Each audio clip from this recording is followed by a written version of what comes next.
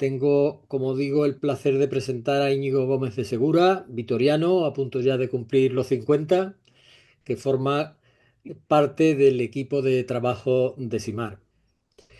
Fotógrafo de naturaleza, como él se define, que siente una profunda pasión por la montaña, ese territorio donde puede expandir la mirada y crear panorámicas increíbles y seguro llenándose de sensaciones y de emociones y admirando la belleza que la naturaleza le ofrece a esas alturas. Íñigo disfruta también del mundo subterráneo, de la espeleología, una modalidad fotográfica poco habitual que muestra la vida dentro de la roca. Una fotografía que conlleva riesgo y tensión, al menos de los que no estamos acostumbrados a verla. Incluso yo creo antes de hacerla.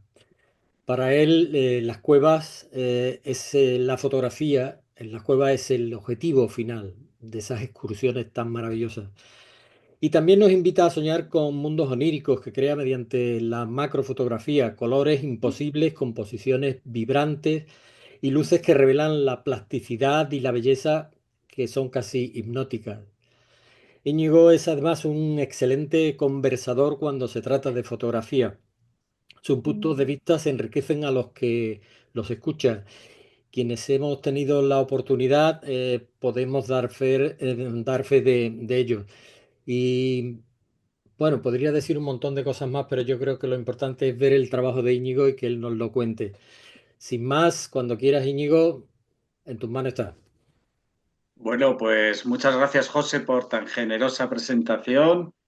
Y si os parece, voy a compartir ya sin más.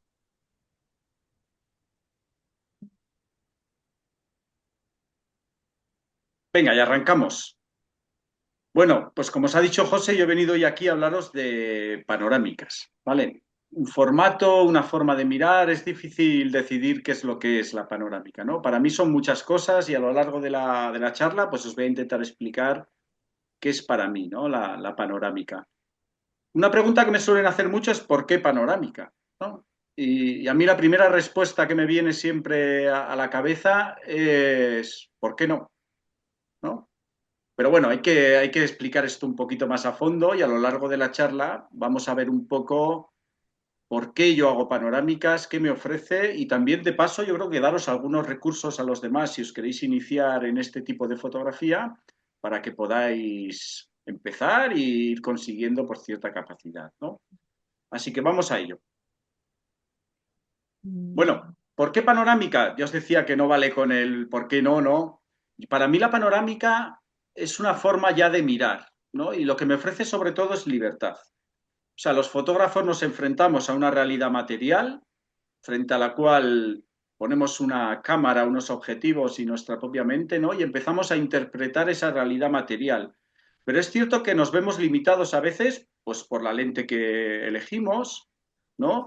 Por aspectos como la luz y también por el formato, porque el formato viene determinado antiguamente por la película, hoy en día por el sensor de la cámara, y eso nos da unas proporciones de lienzo a las cuales los fotógrafos con absoluta naturalidad pues nos adaptamos, ¿no? Y nos limitamos a ese formato que la cámara muchas veces nos ofrece y nos acostumbramos a esa mirada que la cámara ya de por sí determina, ¿no? Yo lo que os planteo a través de la panorámica es que podemos romper esos límites que establece ese formato, ese lienzo que viene predeterminado por el sensor e ir más allá de aquello que nos ofrece la cámara. Para mí eso es una forma de liberarse y también de ampliar las capacidades creativas y las capacidades de interpretar esa realidad que tenemos delante. La panorámica no es un fin, un medio para expresar y yo creo bueno, a través de la panorámica podemos, lo que os digo, ¿no? Ir más allá de ese lienzo siempre con un sentido y es lo que vamos a intentar ver a lo largo de la charla. ¿Cómo podemos ampliar nuestra visión a través de esta técnica? Bueno, podemos ampliarla en el espacio horizontalmente a través del eje X, ¿no? Verticalmente a través del eje Y, si vemos las tres dimensiones. Y una cosa que os sorprenderá quizás y que os voy a explicar al final de la charla, también podemos traccionar sobre el eje Z, o lo que es el fondo o la profundidad de campo. Vamos a ir viendo paso por paso todo esto y de paso os contaré un poco mi visión. Empecemos con el eje X. el eje X o las panorámicas horizontales, ¿no? Es un poco la que le da nombre a la técnica, porque siempre que pensamos en una panorámica que se abre en el eje horizontal, en el eje X. ¿Y por qué la panorámica a mí me encanta, esta panorámica horizontal? Porque para mí es algo tan natural como girar la cabeza. Algo que yo por lo menos siempre hago y creo que hacemos muchos cuando llegas a una parte alta, a una montaña, por ejemplo, te paras y empiezas a girar la cabeza porque lo que quieres es ver más, ¿no? Quieres llenarte de todo lo que tienes a tu alrededor. Es un poco como una expresión de curiosidad. A mí me define mucho la curiosidad y creo que la panorámica me permite que esa curiosidad se vea reflejada en el lienzo, ¿no? Entonces vamos a ver estas panorámicas que se agrandan en el eje horizontal. Y parto de este ejemplo, ¿vale? Un segundito. Sí, estaba saliendo. Parto de este ejemplo, que es una panorámica muy, muy estirada, con una visión muy completa. En este caso estamos en la Sierra Custodia, a los pies del macizo del Monte Perdido. Es un sitio con una visión espectacular y esta fotografía creo que responde muy bien a eso que os digo yo, de una fotografía donde giras la cabeza, ¿no? En este caso, yo os planteo una pregunta cuando veo esta fotografía, ¿no? ¿Creéis que el lienzo es excesivamente largo en este caso, no? Porque es una pregunta que siempre que hacemos panorámicas nos planteamos los fotógrafos. ¿Dónde poner el corte de la fotografía? Y creo que eso también es un ejercicio que tenemos que ir aprendiendo a hacer, porque a veces puede ser excesivo. Cuando empiezas con las panorámicas lo quieres meter todo, empiezas a ampliar el lienzo de una forma exagerada y llega un momento en que a veces pierde sentido la composición, la fotografía. Entonces, por ejemplo, os ofrezco este recorte de la fotografía anterior, ¿vale? Y os planteo si, bueno, podría tener más sentido esta fotografía que la anterior, con un recorte, con quizás una composición más sencilla. Yo creo que no hay una respuesta clara, ¿eh? Las dos fotografías, tanto esta como la anterior, para mí tienen sentido, pero creo que es un buen ejercicio de que tenemos que decidir dónde ponemos el límite a las fotografías que mostramos. Y mirad, un aspecto para mí clave de la fotografía panorámica. La fotografía panorámica te puede permitir unos archivos de salida enormes, porque estamos montando muchas fotos, con un montón de información que incorporamos a la fotografía, ¿no? Entonces, claro, a veces tenemos, yo lo suelo comparar a veces, no sé si conocéis el Jardín de las Delicias del Bosco, por ejemplo, ¿no? Que es esa pintura donde tú puedes ir descubriendo pequeñas cosas, personajes a lo largo de la fotografía. O yo que sé, un ejemplo más actual sería Buscando a Wally, ¿no? Esos ejercicios donde tenemos que buscar a las personas. En este tipo de fotos, donde hay mucha información, cuando yo hago una visión tan grande, por ejemplo, de esta cavidad de Coventosa, de esta galería que es la Galería de Fantasmas, a mí me encanta después que el receptor empiece a buscar a los espeleólogos. En esta imagen hay 3 espeleólogos que ponen dimensión y para mí sorpresa a la vez que se muestra la galería, ¿no? Voy a hacer zoom, espero que aguante la resolución, y podéis ver aquí, ¿no? A Norman, que es el primero de los espeleólogos, pero si nos vamos a la izquierda de la foto, tenemos a Igor más al fondo junto a estas formaciones descomunales, y a la derecha de la foto, en una zona muy bonita de la galería, tenemos a Nico, ¿no? Una de las grandes virtudes para mí de este tipo de fotografía es esto. Podemos mostrar lugares enormes, fotografías con un montón de información donde el receptor después puede jugar. Sé que a veces para verlo en pantalla pequeña, incluso en ordenador, son fotos que cuesta disfrutar y por eso yo creo que hay que verlas en gran tamaño, bien impresas o jugando dentro de la imagen. Otro ejemplo también de este tipo de fotografía de visión completa, lo que os decía de ampliar, ¿no? Ampliar al máximo nuestra visión de la realidad, la cueva de Alda, su galería principal, que es muy bonita, y una vez más imágenes pues llenas de detalles, ¿no? Unas coladas a la derecha, algunas formaciones, estalagmitas, estalactitas, el suelo que es una sucesión de gurs, dos espeleólogos en la foto. Una vez más, muchos detalles que podemos disfrutar. Pero ya os voy adelantando y podéis ir viendo que la composición va a resultar fundamental en este tipo de imágenes, porque hay mucho lienzo y por lo tanto podemos cometer más errores a la hora de componer o de que los elementos no conjuguen. Y también podemos aplicar la fotografía panorámica a visiones de acercamiento, ¿no? Como esta fotografía, que no es un macro como tal, porque el rango de magnificación es menor, pero sí que estamos acercándonos a ese paisaje macro que luego vamos a ver al final de la ponencia. Para mí es un plus ampliar en este caso el lienzo, porque añado un segundo posadero con una segunda mariposa, y sigue, además miran las dos en la misma dirección, ¿no? Y a la derecha tenemos otros posaderos traseros desenfocados, con lo cual para mí es ampliar la realidad, pero con sentido. Hay una dirección de lectura clara a la derecha, ¿no? Con los elementos que nos llevan, y hay un equilibrio entre los diferentes elementos que participan en la narrativa. Y mirad, no solo es ampliar visión. Pongo esta fotografía porque también quiero enseñaros que a veces lo que ampliamos son las emociones, ¿no? O lo que sentimos los fotógrafos. Y para mí esta fotografía refleja muy bien lo que yo siento en la montaña en invierno, concretamente, ¿no? La montaña en invierno, si la disfrutas en soledad o en un pequeño grupo, como en este caso que iba con Miquel y Daniel, de excursión, es sobrecogedora porque hay un silencio muy especial, ¿no? Pensad que no hay animales, no hay pájaros en estas épocas del año en la alta montaña. La nieve además amortigua el sonido y hay una sensación de soledad enorme en la montaña. Para mí esta fotografía, ampliando lienzo, amplío esa sensación, ¿no? De esa soledad, ese silencio que me rodea cuando estoy en la montaña. Además refleja muy bien una cosa que nos pasa a los fotógrafos de montaña, y es que siempre estamos retrasados. Nos vamos quedando atrás y nuestros compañeros se adelantan, con lo cual esa soledad todavía te rodea más, ¿no? Creo que es una manera de ampliar una emoción. O, por ejemplo, también podemos ampliar emociones lumíricas.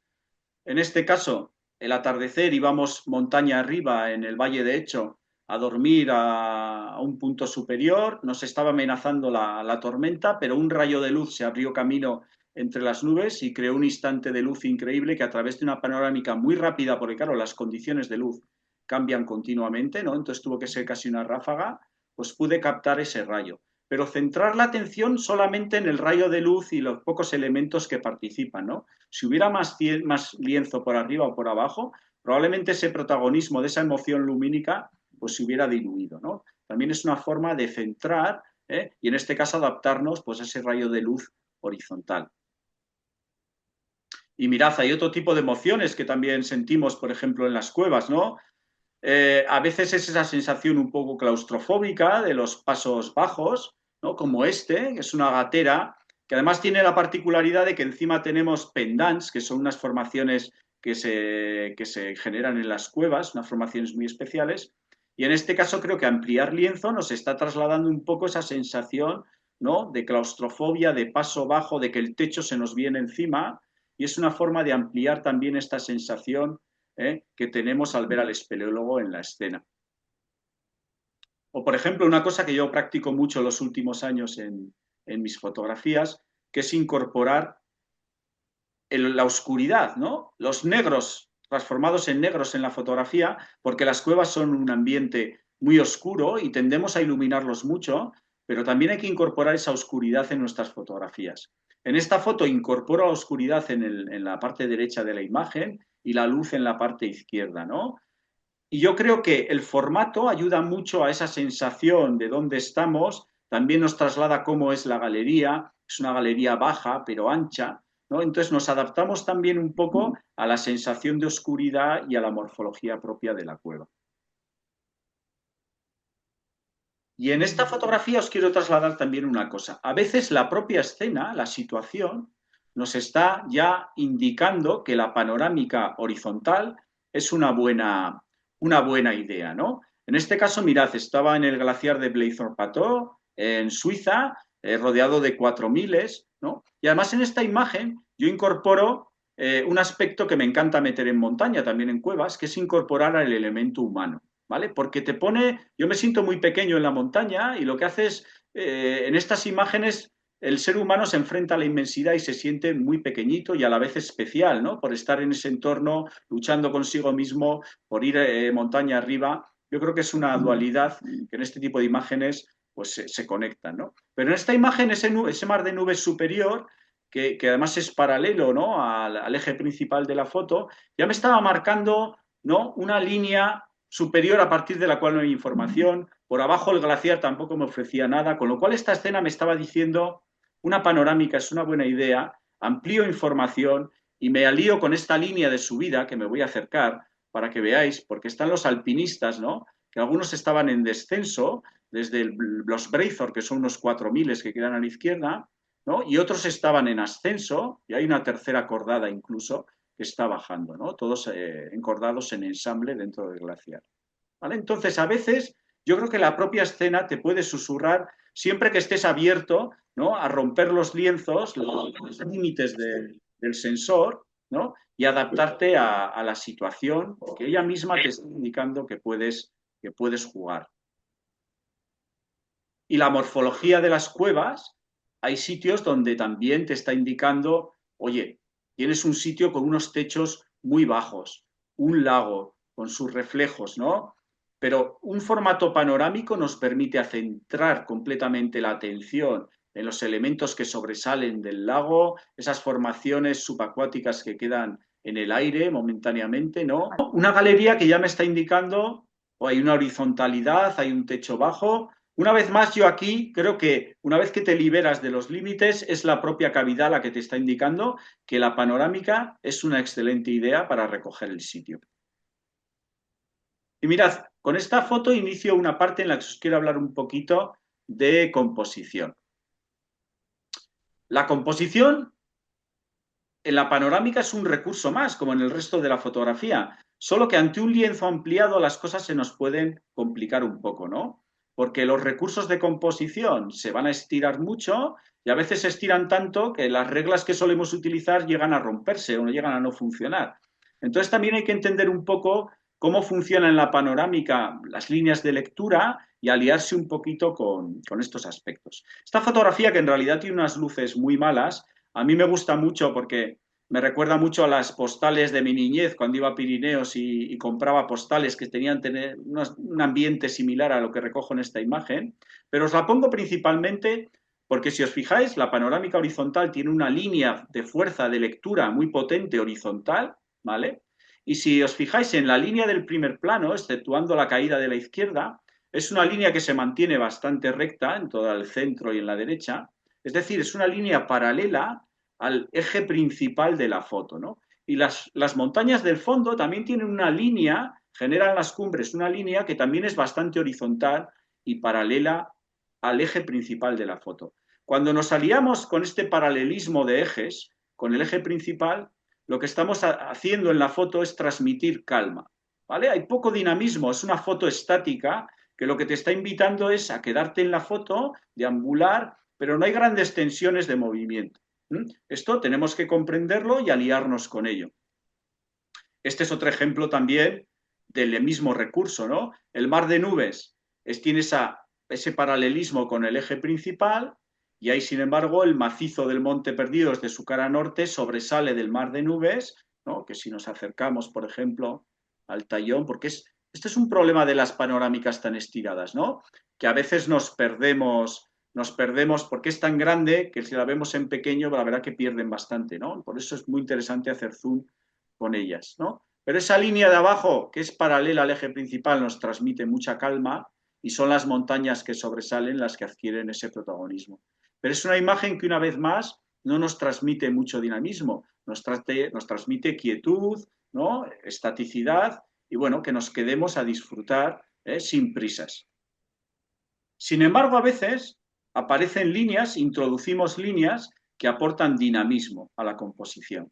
Hemos roto esa tranquilidad, ese paralelismo que teníamos con líneas horizontales. Y aquí, por ejemplo, aparecen, esto en realidad estoy en una cresta a 3000 metros de altura, en los picos Astazu, en Pirineos, ¿vale? Y lo que en realidad estamos viendo es la misma cresta, solo que es una panorámica tan larga que en realidad parece como rota en dos. Pero veis que ya hay unas líneas, ¿no? Que ya nos rompen la estaticidad y nos aportan dinamismo. Aquí empieza el peligro también de las composiciones en las panorámicas, porque esas líneas van a generar lecturas, la visión va a recorrerlas, va a generarles direcciones de lectura que vamos a tener que compensar con la composición para que quede equilibrada la foto, ¿vale? Y esto es una cosa que es más complicado en las panorámicas, que en una fotografía con un formato más reducido, ¿eh? Por lo menos yo creo que se complica en muchas ocasiones. En esta imagen, por ejemplo, también hay cierto dinamismo. A mí me gusta esta imagen, también os hablo antes de emociones. A mí cuando veo esta imagen ampliada, donde las nubes ocupan tanto espacio, a mí me recuerda, me da la sensación de que soy un pájaro volando, ¿eh? Y me parece que en una fotografía más pequeña esa sensación sería más pequeña también, ¿no? Está claro que esas montañas, aquí estamos en la cara norte del macizo del Jungfrau, en Suiza, en los Alpes, esas montañas que veis ahí iluminadas tienen prácticamente 4.000 metros, y de hecho aquí, esta que aparece aquí es el Jungfrau, que supera los 4.000 metros. Yo estaba a unos 3.500 y había un día de muy mal tiempo, pero que es maravilloso para estos instantes de luz. Pero claro, esta línea que sube hacia arriba y que termina en otra pequeña terraza, ¿no? Que supera los 5.000 metros probablemente, ¿no?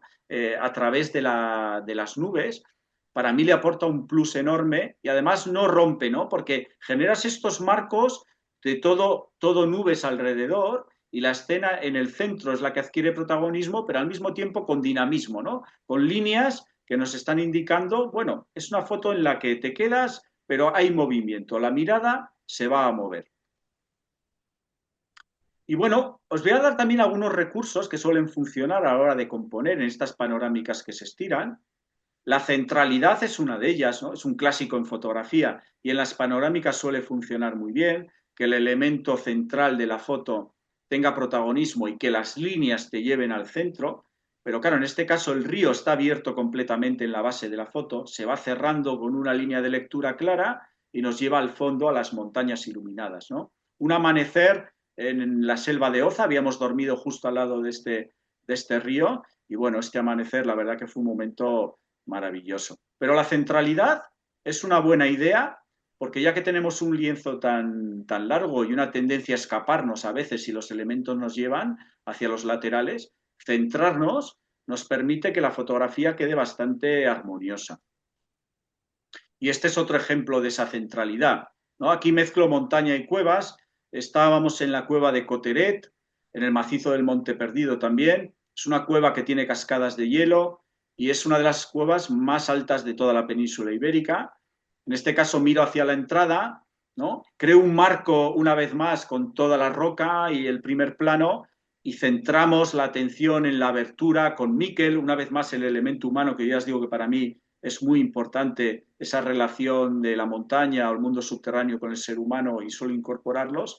Y al fondo, pues la cumbre del Tallón, un 3.000 que fuimos a subir seguido de visitar la cueva, ¿no? Y la brecha de Rolando, que son sitios emblemáticos de la montaña.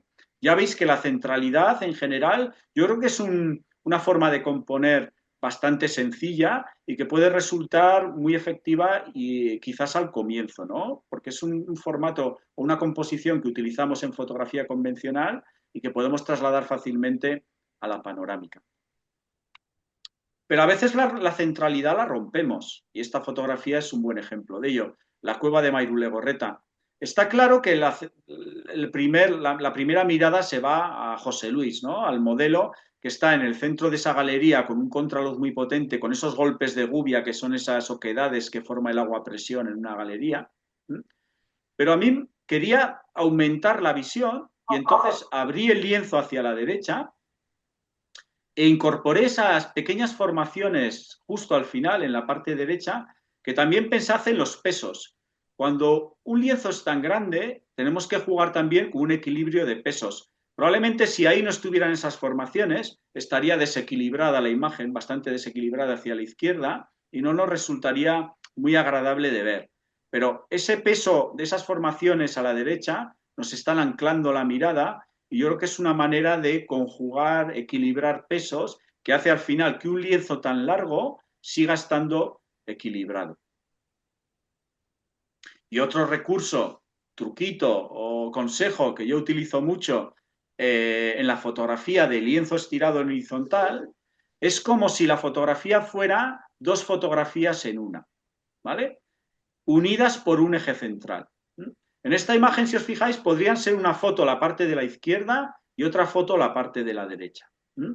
Sin embargo, esto es en realidad en Coventosa, en la galería del Gur, del Gran Gur, que son estas piscinas naturales que se forman por precipitación calcárea.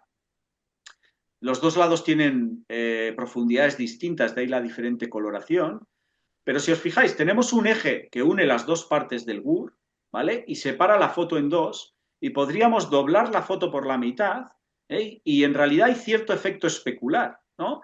Las formas en un lado y en el otro, si doblamos la fotografía, se parecen. Y eso a la mirada le funciona muy bien.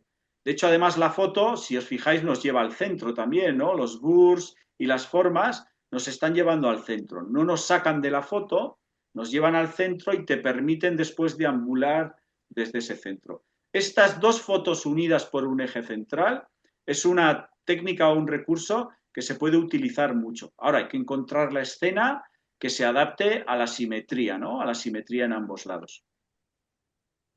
Y este es un poco un ejemplo similar, aunque no hay un efecto especular tan claro, pero si ahí, si os fijáis, dos elementos de atención, es como si tuviéramos el recurso de los tercios estirado y tenemos dos puntos calientes, que son Nico, ¿no? Que está en esa pequeña galería que va hacia el fondo, y la columna, que también es un elemento muy presente con un contraluz. Y en este caso, bueno, nos aprovechamos de la morfología de la roca, que genera una conexión entre ambas partes de la imagen. De un lado te vas al otro, ¿no? De un elemento de atención te vas al otro, ¿vale? Ya veis que muchos elementos, necesidad de equilibrio y de conjugarlos, ¿vale? La composición va a resultar fundamental en este tipo de imágenes. Si esta imagen, porque claro, cuando haces casi un 360, podríamos haberla decidido cortar en otro punto, ¿no? Y que fuera corriendo la foto. Probablemente no funcionaría igual porque la roca no funcionaría como conector entre ambas partes. Y mirad, con esta imagen también os quiero trasladar, porque la panorámica creo que está íntimamente ligada a la visión angular. Y yo mismo os he dicho que muchas veces no es girar la cabeza con esa visión completa. Pero la panorámica también se puede hacer, y la panorámica horizontal específicamente, con longitudes focales más grandes, ¿vale? Con un zoom o con una lente fija, pero no con un angular o un gran angular siempre. Esto nos permite centrar la atención en un elemento, ¿vale? En este caso, Aguas Tuertas en Selva de Oza, en Pirineos, ese río tan potente que tenemos ahí con esos meandros, ¿no? Aquí la fotografía nos está creando una línea de lectura muy clara que sigue por el río y nos lleva después hacia el fondo a salir. Pero es que los elementos por encima o por debajo de la imagen no nos hubieran aportado nada más que distracción. Con lo cual aquí, en vez de sacar una foto de formato tradicional, ¿no? Con parte arriba, parte abajo y el elemento que quiero marcar, pues utilizo una focal, un 135 milímetros probablemente, esta foto no recuerdo, y varias fotos de manera que centro absolutamente la atención. Y ya os digo, dentro de mi obsesión siempre por esa relación también con el tamaño y dimensionar el paisaje, podéis ver, ¿no? Pues los caballos y las vacas, que una vez más son elementos que le ponen dimensión al meandro. Eso como estilo personal, que yo lo utilizo mucho. Y yo hago panorámicas con todo tipo de lentes. En este caso, esta panorámica está realizada con un 50 milímetros, que es una lente que yo siempre llevo en la saca cuando voy a hacer espeleofotografía. Lo mismo en este caso, quiero centrarme en las excéntricas, estoy en un soplao en la zona minera de Galdames, unas excéntricas increíbles, me voy a acercar para que las veáis, unos paneles, este pelotón de excéntricas, ¿no? Absolutamente precioso. Después Nico, que nos marca la dirección de lectura de la imagen, y seguimos con una pared, con un panel completo lleno de excéntricas. Una vez más, un 50 milímetros me permite centrar la atención, pero no tengo por qué renunciar a ampliar la visión de la imagen, de la realidad material que tenemos delante y crear un lienzo estirado que recoja muchas más excéntricas y mucho más lo que es el lugar. Y este es otro ejemplo también, hecho con un zoom, en este caso creo que es un zoom, estaremos casi en 300 milímetros de zoom. Era un día de tormenta, estamos en las laderas del Peirelúe, en la cara norte del Perdido, en una excursión que hice en solitario por Pirineos. Me pillaron las tormentas tardías y me coloqué en un sitio a intentar, cada vez que pasaba un frente, sacaba la cámara, las nubes se levantan después del frente de tormenta, volví a otro frente de tormenta y estuve así un par de horas. Y esas escenas que se creaban con las nubes levantándose eran muy atractivas y la verdad que en esta ocasión os digo que la visión panorámica la tengo tan integrada que yo aquí, por ejemplo, arriesgué mucho porque fue un planteamiento panorámico la mayoría de fotos que capturé y el problema de situaciones como estas con nubes es que cambia tan rápido la escena que haces muy rápido las fotografías o después no casan. Cuando vamos a unirlas con el programa, tenemos un verdadero problema porque las nubes no coinciden en cada foto, ¿no? Entonces, yo, sin embargo, me dediqué a hacer panorámicas, algunas de ellas no salieron, pero en esta ocasión creo que recogí bastante bien esa emoción del momento de las nubes elevándose, ¿no? Y una vez más, zonas de atención, estirándose los recursos de composición, hay que buscar el equilibrio. También os digo, y una cosa, hay que ser sinceros, yo suelo coger más lienzo de que finalmente utilizo cuando hago el procesado fino en casa. Entonces, siempre cojo lienzo de más y después si veo que hay una parte a la derecha o a la izquierda que no me interesa, la recorto y hago el cierre final con detalle en casa hasta que la composición me parece que queda equilibrada. Y otro ejemplo más hecho con un 35 milímetros, un poco con el mismo concepto que os estoy trasladando. Centrarme en formaciones, no quiero que aparezca techo, no quiero que aparezca suelo, ¿no? Y en este caso, además, las lentes como un 35, un 50 fijo son lentes muy luminosas y con una gran nitidez, son lentes que muchas veces estamos acostumbrados a trabajar con zoom y entonces no queremos trabajar con las lentes fijas, pero también la panorámica nos permite, aunque estemos en un lugar y no podamos acercarnos o alejarnos, nos permite hacer un lienzo, ¿no? Y es una manera de alejarse de la escena haciendo una panorámica sin necesidad de tener que moverse, ¿no? Es un efecto zoom construido a partir de varias fotografías. Y un último ejemplo simplemente para mostraros lo mismo, también longitud focal muy, muy grande, con la idea también de que los planos sucesivos se acerquen, que es un efecto que logramos con longitudes focales grandes. Y una vez más, pues la montaña, que también nos está diciendo una tendencia horizontal en este planteamiento, ¿no? Ella misma nos está invitando a que hagamos una fotografía panorámica. Y ya hemos visto un poco el eje X, el horizontal, y vamos a pasar ahora al eje Y, ¿vale? Que serían los vertoramas. Un formato muy denostado. Es un formato que es verdad que resulta difícil de ver en pantalla horizontal. Ahora con los móviles en vertical lo podemos ver más, pero son formatos que no se ven mucho porque los fotógrafos son bastante reacios a utilizarlos. A mí me gustan en determinadas condiciones, ¿vale? Para mí, el eje Y potencia la verticalidad.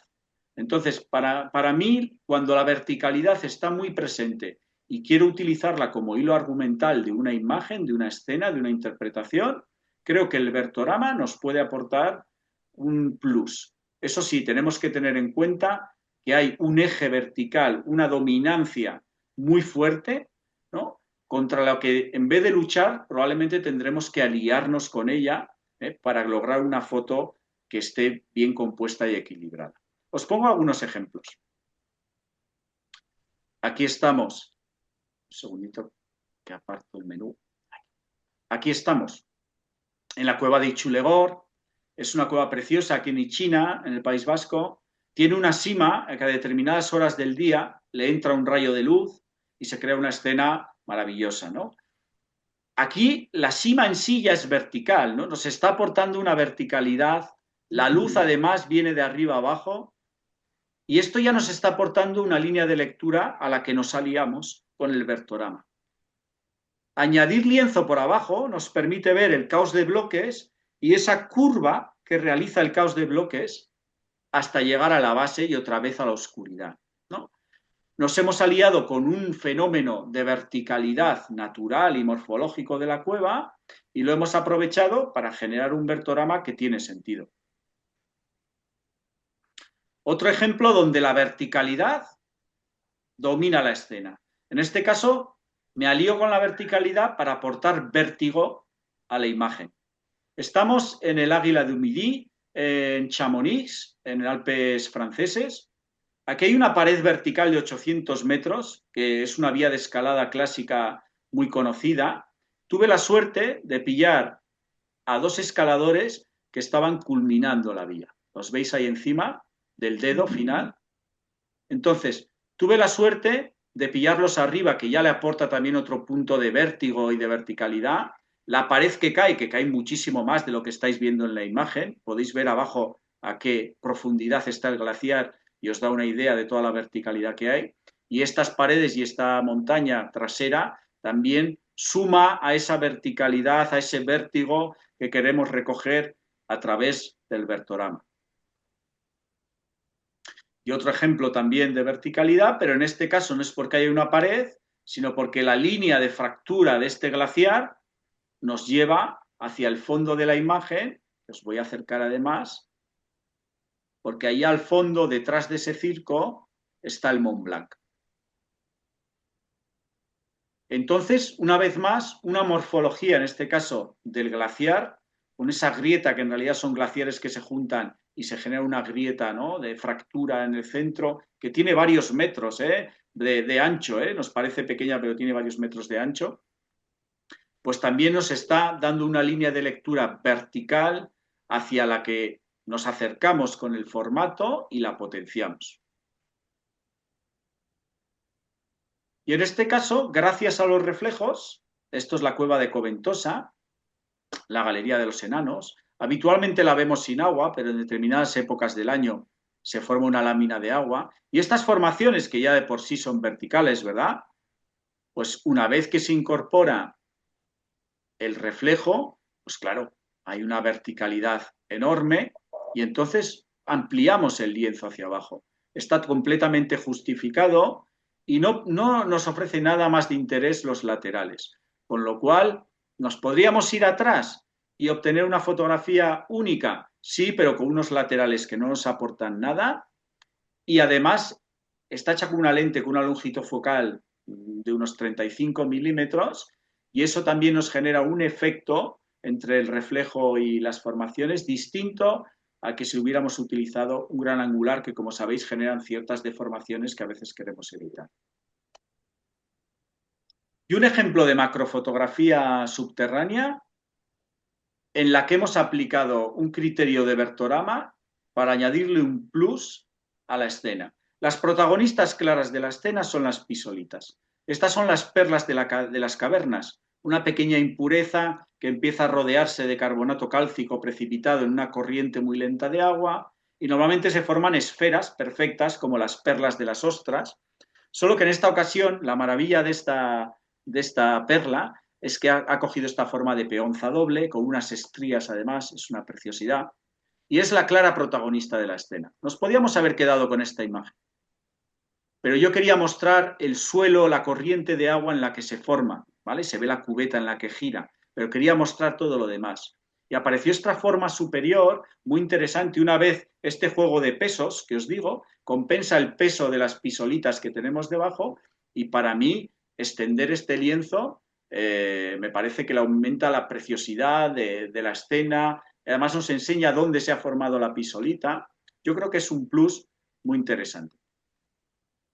Y por último, en cuanto a los vertoramas. Los vertoramas también se pueden aplicar al macro, a la abstracción, como en este caso.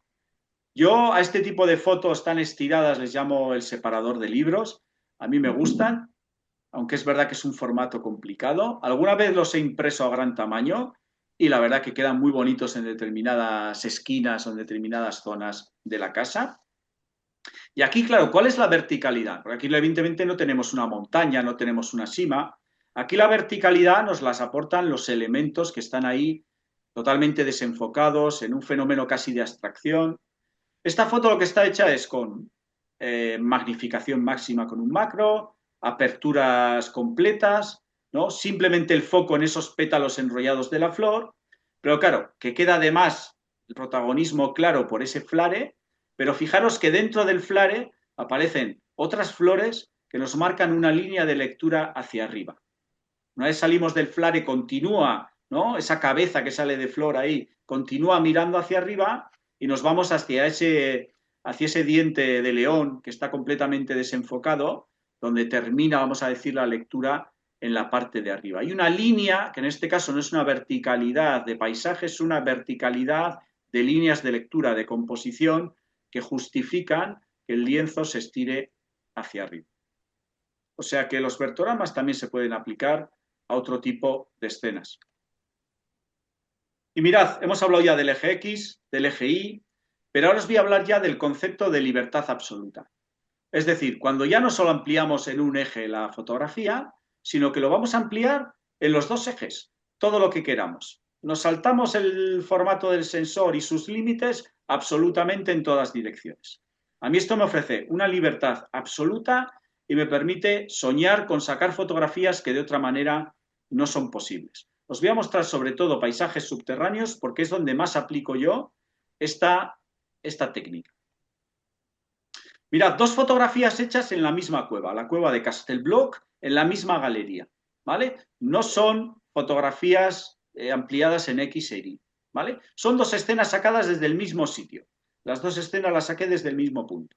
El pozo de acceso a la sala de 20 metros y el río que tenía al lado, donde teníamos que montarnos en una barca para continuar transitando por la cueva.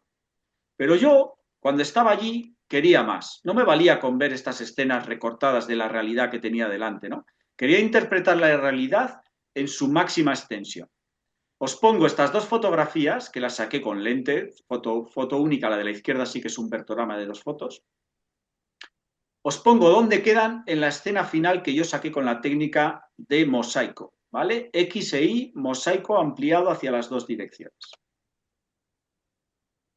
A través de 3 filas de no me acuerdo cuántas, pero serían unas 8 fotografías verticales, yo soy capaz de recoger toda la galería y las dos escenas que os he dicho antes. Sin la técnica de ampliado en X y en Y, con el mosaico yo no podría soñar con obtener esta imagen. Además, la virtud que tiene esta imagen es que la resolución de salida es descomunal. ¿Vale? Espero que os esté aguantando y que la veáis también vosotros, la resolución. El detalle que tenemos en la imagen es máximo, con lo cual es una imagen en la que puedes recorrer el río, puedes ver los detalles e ir accediendo a esas imágenes que os he enseñado antes, que en realidad son pequeñas parcelas de lo que yo quería sacar. A través de la ampliación en X y en Y, obtengo la visión completa. Y a veces, y esto también os lo digo, pasa en la fotografía anterior, estáis viendo fotografías que el formato de salida final no pensaríais que está utilizándose la técnica panorámica, porque es un mosaico que finalmente tiene un formato, ¿no? Unas proporciones tradicionales, pero hay mosaico en ellas, ¿vale? En este caso es un pozo en la travesía de Ballina nos Potrentra, en Cantabria. Estamos en un pozo de 12 metros, pero aquí está Pepe en la cabecera del siguiente, porque están unidos por un pasamanos de 18 metros que había después. Yo estoy colgado en la cabecera del pozo, temblando un poco porque tengo vértigo y haciendo fotos con vértigo se pasa mucho peor. Pero aquí era imposible que yo obtuviera, solo con el 18 milímetros, una visión completa del pozo. Lo que hice fue lo mismo, mosaico, sucesión de hileras de fotos para yo recoger todo el pozo en visión, ¿vale? Y conseguir una visión que de otra manera no sería posible. Otro ejemplo, claro, en cuevas, ¿qué nos ocurre? Que esto también hay que entenderlo. En las cuevas estamos limitados por la cavidad muchas veces. No te puedes ir más atrás porque tienes una pared. O no te puedes alejar de la escena. Si quieres meterla, tienes que utilizar la técnica de mosaico muchas veces. Esta foto en concreto es la galería del falso techo, está en el Soplao, en la cueva del Soplao. Es una sala muy bajita, yo estoy tumbado en el suelo para hacer la fotografía, de la cual se desprendió el techo y dejó a la vista un panel enorme de excéntricas de aragonito que es absolutamente impresionante. Me voy a acercar para que veáis las excéntricas. Es una maraña de excéntricas, ¿no? Es un sitio increíble. No hay manera de sacarlo en foto única. Tienes que tumbarte en el suelo alejándote el máximo posible y si quieres sacar las dos ventanas, porque luego hay otra ventana donde está Bego en el piso superior, ¿vale? Que dejó entrever esa rotura, y José está en la galería, en la pequeña gatera de acceso a la sala. Una vez más, el mosaico me permite mostraros una realidad que sin ello no sería posible. Y otra virtud que tiene el mosaico y que lo utilizamos también a veces, yo lo utilizo en cuevas, pero es aplicable, por ejemplo, a arquitectura. Aquí estamos en la cueva de Aben Arman, en Francia, una cueva impresionante. Dicen que tiene la estalagmita más grande de Europa, aunque varios sitios pugnan por ello, ¿no? Es 20 metros de altura la estalagmita. Veis a José Luis, que está ahí al lado, para haceros idea de la dimensión del lugar. Yo aquí podía haberme ido más atrás y con el 18 haber obtenido una foto única, pero ¿qué me ofrece la panorámica aquí, el mosaico? Fijaros en las estalagmitas de las esquinas de la foto. No están deformadas. Con un 18 milímetros yo utilizo un Zeiss que tiene una baja distorsión geométrica, pero a pesar de ello en foto única se hubieran doblado las formaciones. ¿Vale? Y también en la parte superior probablemente se hubiera deformado. Yo hago una sucesión de fotos y aprovecho la zona central de la foto que no tiene distorsión geométrica para después unirlas todas y obtener una fotografía sin ninguna distorsión de las formaciones. Es también un pequeño recurso que también en arquitectura se utiliza y que podemos lograr eso, evitar esas distorsiones que nuestras lentes, por buenas que sean, nos generan. Y bueno, os pongo algunos ejemplos más. Un lago, en este caso la Cueva de los Cristinos, un lago con unas aguas turquesas espectaculares. Aquí también la visión completa la logramos a partir de un mosaico de 3 filas de fotografías horizontales, que en este caso la complejidad aumenta porque, claro, tenemos luz continua, flashes. Imaginaros los disparos que tenemos que hacer para obtener una fotografía de estas, ¿no? Pero una vez más, pues la resolución de salida, podéis ver, te puedes, ¿no?, dar vueltas por la imagen una y otra vez buscando detalles por todos lados. La resolución de salida es una gran virtud. Y una de exterior, bueno, no es de exterior porque es una cueva dentro de un glaciar. Esto es en el glaciar de Fourques, que está a los pies del Cervino. Mi amigo Miquel y yo, que estábamos por allí, nos metimos en donde el glaciar termina, se abre el río que va a interior y ríos que entran, abren cavidades y puedes internarte en las galerías del hielo azul, ¿no? Porque dejan a la vista el corazón del glaciar, que es el hielo azul. También tuve que trabajar muy rápido en esta fotografía porque la verdad que nos estaban cayendo trozos de hielo del techo y tuvimos que pasar por las galerías bastante rápido. Y bueno, yo con un mosaico pude lograr una visión completa de las galerías, capturando ese hielo azul, pero también que veamos que estamos en un entramado, ¿no? A la derecha, si os fijáis, ahí está la entrada, detrás de Miquel está la salida, ¿no? Y vemos de esta manera un poco, ampliamos visión y vemos que estamos en un entramado de galerías. Una vez más también, cuidado con la composición aquí. Aquí hay una direccionalidad hacia Miquel de la imagen y después salimos por la puerta que tiene abierta delante, pero una vez más hay que tener mucho cuidado con los elementos que ponemos y las líneas también de rotura del hielo para que más o menos conjugue toda la composición. Y otro ejemplo de mosaico, la cueva de Lezaun. Solo tengo un modelo porque fuimos solo José Luis y yo, pero para que os hagáis idea, esa entrada por la que vemos los árboles detrás tendrá unos 18 o 20 metros de altura. Es una entrada enorme por la que entra el río a la cavidad, un vestíbulo precioso, y el río continúa hacia donde está mi compañero, ¿vale? Ya veis también la resolución. Yo estaba pegado completamente a la pared, no podía retrasarme más, y aquí también utilizamos la técnica de mosaico para sacar el vestíbulo completo, porque ya había visto fotos solo de la entrada, solo donde está José Luis, pero quería una visión completa del vestíbulo. Y fuimos con la idea de obtener a través de un mosaico vestíbulo completo. Muy bien, y vamos ya para la recta final. Os he hablado del eje X, del eje Y, del eje X y mezclados, es decir, liberarnos completamente de ese formato que nos limita y ampliar lienzo en todas direcciones. Pero ahora os voy a comentar una cosa que quizás os resulte extraña. También podemos traccionar sobre el eje Z, la profundidad de la foto, ¿vale? Y os lo voy a explicar ahora. Así, la técnica panorámica nos va a permitir superar los límites que nos otorga la profundidad de campo. limitada por la cámara, por el objetivo, por el acercamiento que hemos realizado, etc. Y os lo explico con un ejemplo que es lo más fácil. Un diente de perro en un bosque primaveral, una fotografía clásica de las que me gustan a mí de desenfoque máximo, es decir, máxima magnificación del macro, aperturas máximas para que haya una longitud, o sea, una profundidad de campo mínima, un filete de enfoque mínimo que ponemos en la flor que queremos retratar, y después se generan unos desenfoques deliciosos con un buque maravilloso, con unos narcisos traseros, hojas, etcétera, ¿vale? Esto creo que sabemos hacerlo, ¿no? Vale, yo el problema es que quería incorporar otras flores que tenía alrededor de la escena a la imagen. Y claro, cuando no tienes experiencia con esta técnica, ¿qué es lo que haces? Das un paso atrás, reduces la magnificación para meter más elementos en la escena, y entonces, ¿qué ocurre?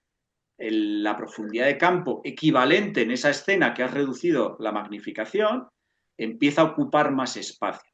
Resulta que esas cosas desenfocadas maravillosas empiezan a tener más presencia, más foco, y la fotografía se convierte en una cosa caótica llena de elementos pseudoenfocados donde se pierde esta atmósfera tan bonita que queremos lograr. Solución. Hago esta primera foto y sin cambiar ninguna condición, ni de luz, ni de apertura, ni de punto de enfoque, empiezo a sacar sucesivas fotografías hacia los lados, incorporando aquello que yo quiero incorporar a la escena. Pero ojo, en esta ocasión no se ha hablado en el resto de la charla sobre el punto nodal. El punto nodal es ese punto del objetivo sobre el que tenemos que girar para que después no haya una alteración de la visión de la foto y después el programa pueda unir. Si tú giras la cámara desde la base de la cámara, ya estás separando planos, ¿vale? Y después el programa se va a volver loco. En el macro es fundamental que giremos desde el punto nodal que viene marcado en los objetivos, más o menos en el centro, lo encontraréis. Tenéis que girar la cámara sobre ese punto nodal, sobre el saquito, sobre el trípode, con ahí unas rótulas especiales, ¿vale? El resto se puede hacer a pulso, esto no. Hago más fotos y al final obtengo esta fotografía donde he incorporado esos narcisos, ¿no? En la izquierda, ese narciso en el primer plano, que es esa mancha amarilla que tenemos aquí arriba a la derecha, pero veis que yo he mantenido la atmósfera que yo buscaba en la foto original, ampliando y metiendo más cosas y manteniendo la atmósfera. Si esto fuera una foto única, todos esos vapores que veis, esas sedas, hubieran desaparecido y sería únicamente un caos que no tendría ningún sentido. Más ejemplos, otra orquídea, otra fotografía con el mismo concepto, vapores, un foco muy selectivo puesto donde queremos, misma técnica, amplío fotografías siempre girando en el punto nodal y fijaros lo que hemos podido incorporar a esto que se denomina un paisaje macro, ¿no? Que en realidad estamos muy alejados del factor de magnificación en la fotografía final de 1:1, pero en realidad es un paisaje que nos ofrece esos desenfoques propios del macro de máxima magnificación. Y os voy a poner algunos ejemplos. Estas morchelas, que ya tienen cierto tamaño, pues también sucesión de fotos para que esos árboles traseros y las dos líneas blancas, que son dos cascadas que estaban al fondo, no adquieran la presencia. Fijaros que aquí ya estamos un poco al límite porque hay bastante presencia de esos elementos, pero aún y todo hemos sido capaces de controlarlo con esta técnica. Y bueno, en esta ocasión nos vamos a un formato cuadrado, porque también ya os digo, yo una vez que me siento completamente liberado del formato y de las proporciones, yo el planteamiento y la creación que hago en cada momento la adapto a lo que yo veo. El formato es algo secundario. Si sale cuadrada, que es un formato difícil, pues sale cuadrada. Tiene que tener sentido, sin más. Y una Coprinus atramentarius, pues utilizada con el mismo concepto.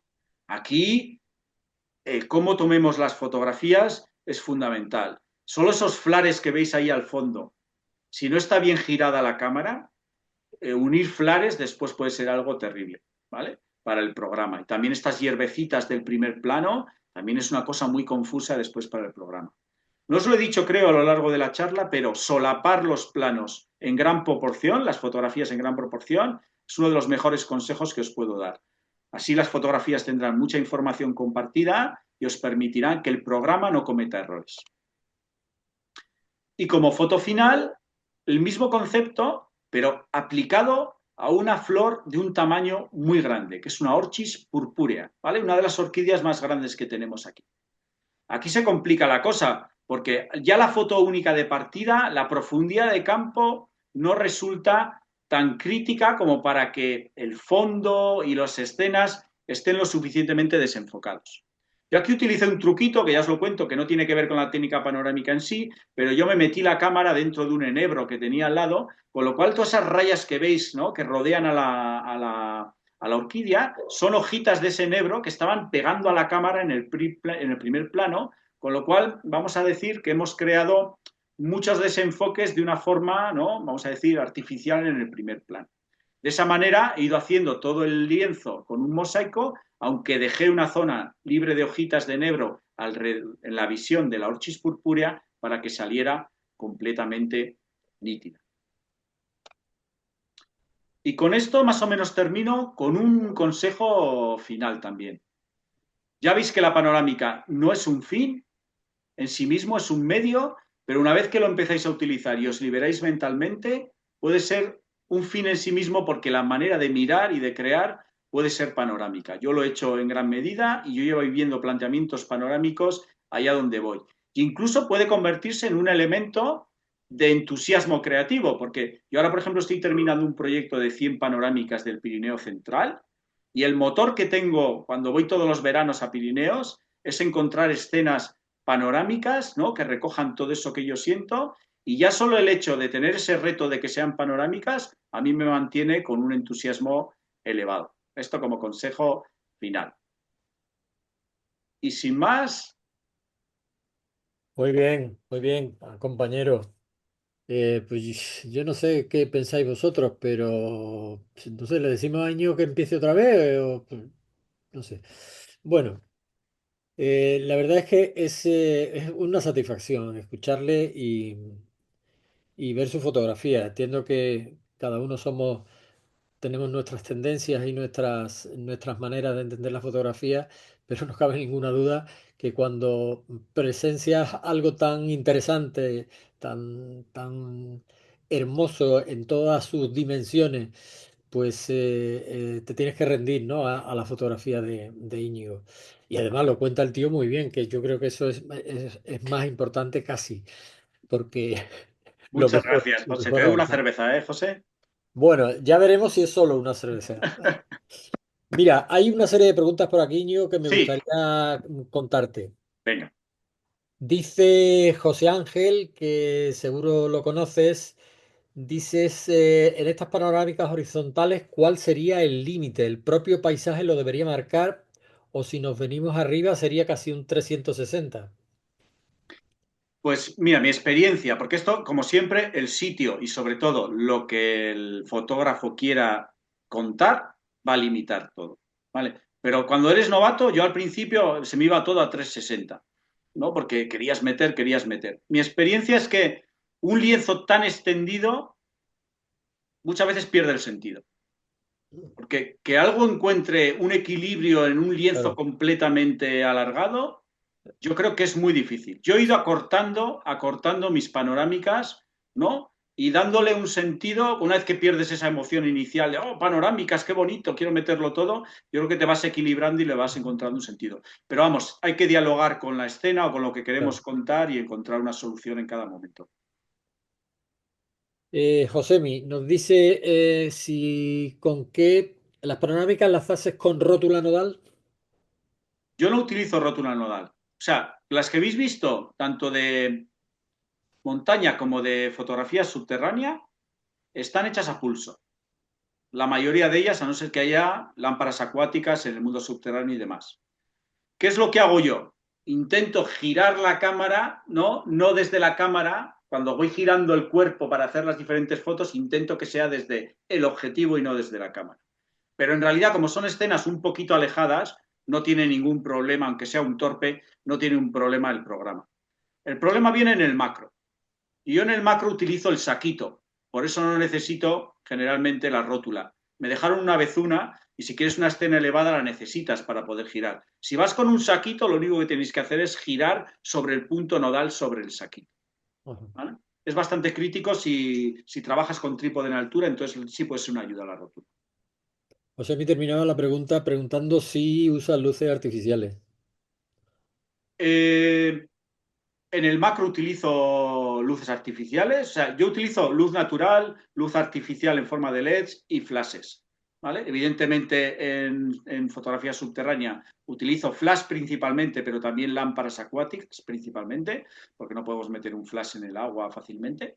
Y luego en el macro, yo empecé con mucho flash y mucha lámpara, pero últimamente intento utilizar más luz natural y jugar con reflectores, ¿no? Y rebotar la luz. Pero bueno, sigo incorporando de vez en cuando pequeños aspectos de LED o incluso flashes concretos. Y Simo nos dice qué utilizas, qué programas utilizas para coser las fotos. Sí, mira, yo utilizo Autopano Giga, que yo es el mejor programa que he encontrado, creo que está, lo leí en algún libro y empecé a utilizarlo y la verdad que no lo he vuelto a abandonar. Autopano Giga. Aunque yo muchos compañeros míos del grupo de espelefotografía utilizan Photoshop o Camera Raw para unir las panorámicas y lo hacen sin problemas. A mí me gusta mucho el Autopano Giga porque aparte que puedes seleccionar muy bien los archivos de salida, puedes hacer un PSB para que mantenga, ¿no? Toda la riqueza de la foto, incluso puedes trabajar desde el RAW para montar las panorámicas. Te ofrece también diferentes, porque cuando tú vas a hacer, utilizas un programa de estos, las proyecciones de salida, ¿no? También las puedes toquitear, ¿no? Para que la proyección sea lo que tú buscas posible. Y el Autopano Giga ofrece unas posibilidades enormes para alguien que no sabe nada y empezar con algo sencillo, y si te vas especializando, poder estirar al máximo. Entonces, si podéis utilizar ese. Nuestra compañera Josefa te preguntaba por cómo evitan las distorsiones en las panorámicas verticales. Pues es complicado. En las panorámicas verticales es complicado, pero un truquito que podemos usar, si yo voy a hacer una vertical y tengo unas formaciones, imaginaros, muy verticales en los extremos, podría hacerla con foto única y entonces lo que hago es, podría ser una foto única en vertical, ¿no? Una línea de verticales, me paso a una línea de horizontales, ¿vale? Con lo cual esas formaciones van a quedar hacia el centro de la imagen. Si aún y todo no me da, puedo sacar dos fotografías horizontales y después porque es que tenéis libertad absoluta. Y si con un 18 no me gusta porque me distorsiona, me pongo un 35 y hago tres fotos. Que la visión va a ser la misma, ¿no? De anchura, que si hago un 18, que si hago 3,35. O sea, todo lo que os queréis cansar en trabajar y después en procesar, ¿no? Las posibilidades son infinitas. Maite te pregunta si eres un crack. Ah, no, perdón. Dice que eres un crack. Gracias, Maite. Eh, ah, José ya mismo lo está viendo en la tele. Mira, hay por aquí, eh, hay por aquí una. eh, eh, eh, eh, eh. Bueno, pues me parece que el- creo que repasando el chat, creo que ya no hay más que preguntarte. Yo sí te quería hacer una pregunta. Te iba a preguntar justamente por si piensas en alguna publicación, no sé si lo tienes en mente o no. Y al escuchar el trabajo este que estás haciendo de la 100 panorámica de montaña, he querido entender. eh, no sé si 100, pero un trabajo documentado sobre la montaña y tu forma de verla, creo que podría ser un buen motivo para hacer un buen fotolibro en relación con la panorámica, montaña. Yo creo que sería realmente interesante. ¿Te lo has pensado o lo tienes en mente? Yo siempre estoy pensando en cosas. El problema es la falta de tiempo, ¿eh? Que es terrible. Pero sí, tengo un proyecto también de un posible libro de fotografía subterránea. Yo el proyecto, me parece genial la idea que me das de fotolibro. Yo el proyecto lo voy a terminar, el de panorámicas del Pirineo Central, pero sí creo que también que pudiera tener su interés, ¿no? Pero esto hay que explorarlo, aunque se necesita tiempo y también recursos. Yo sí te digo una cosa, con este proyecto A mí lo que me gusta más de este proyecto, que son 16 años de fotografía en el Pirineo Central, porque cubre 16 años de fotografías, no solo es lo que he ido recogiendo, sino que en ese proyecto mismo veo mi evolución de mi interpretación de la montaña. Y eso en sí mismo me parece un proyecto. O sea, ver la evolución mía fotográfica de interpretación del paisaje, me parece que es un trabajo que para mí mismo, por el interés que me otorga, ¿no? De decir, verme a mí mismo evolucionar dentro de un proyecto fotográfico, ¿no? Me parece que puede estar genial. Más que hay que terminarlo, hay que terminarlo. Pues adelante. Mira, hay una pregunta, creo, de Fernando que ha entrado. Sí, eh, sí, dice Fernando que cree haber entendido que disparas en ráfaga. no es ráfaga como tal, ¿vale? O sea, disparo a pulso, una foto, muevo un poco, otra foto, muevo un poco, ¿vale? Es una especie de ráfaga, pero no es ráfaga en movimiento completo, ¿vale? Sí que aumento la velocidad de ese ejercicio de mover en las situaciones que habéis visto de montaña, nieblas, mar de nubes, porque es una situación complicada y ahí tienes que ser rapidísimo, ¿vale? Tienes que No es una ráfaga porque el problema de la ráfaga es que yo por lo menos soy un poco torpe quizás y pierdo control, ¿no? Sobre la toma. Pero bueno, casi una ráfaga, podríamos decir. Sí. Muy bien, no queda ninguna pregunta, creo que no queda ninguna pregunta. Si hay alguien que no haya sido comentado, por favor que se manifieste, pero creo que no queda ninguna pregunta. Íñigo, agradecerte infinito tu exposición y tu manera de contarnos las cosas que siempre son tan didácticas y tan entretenidas. Pues nada, oye, gracias a Simar por la invitación una vez más y a todos los que habéis asistido, es un placer. Y oye, emplazaros a la próxima charla que tenemos el miércoles que viene. La fiesta continúa. Muy bien. Adiós, hasta luego. Muchas gracias, Hasta Íñigo. luego. Gracias, Íñigo.